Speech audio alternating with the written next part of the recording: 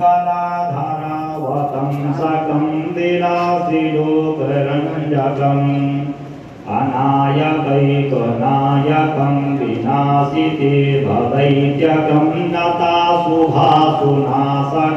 नमामि तं विनायकम्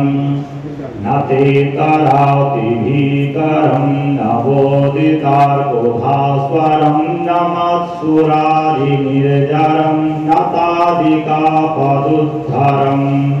शूरेश्वरं निधीश्वरं गजेश्वरं गणेश्वरं महेश्वरं तमाश्रये परात्परं निरन्तरम् समस्तलोकशङ्करं निरस्तदैत्यपुञ्जरं करितरोदरं वरं वरीभवत्वमक्षरम् कृपाकरं क्षमाकरं मुदाकरं यशस्करं नमस्करं नमस्कृतं नमस्करोमि भास्वरम् अकिञ्चनातिमार्जनं चिरं तनोतिभाजनं पुरारिपूर्वनन्दनं सुरारिगर्वचर्वणम् प्रपञ्चनाशोभीषणं धनञ्जयादिभूषणं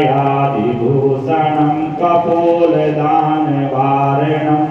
भजे पुराणवारणम् नितान्तकान्तदन्तकान्तिमन्तकान्तकात्मजमचिन्त्य रूपमन्तहीनमन्तराय चिन्तनम् निरन्तरे निरन्तरं वसन्तमेव योगिनां तमेकदन्तमेव तं विचिन्तयामि सन्ततम् महागणेषु पञ्चरत्नमादरेण योऽन्वहं प्रगायति प्रभातके हृदि स्मरन् गणेश्वरम् अरोगतामदोषतां